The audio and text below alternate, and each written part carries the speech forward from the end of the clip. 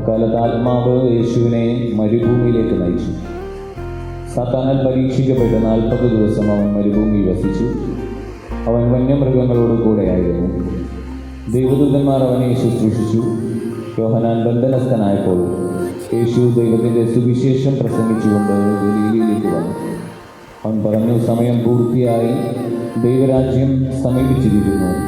അനുദപിച്ച് സുവിശേഷത്തിൽ വിശ്വസിക്കുക. നീ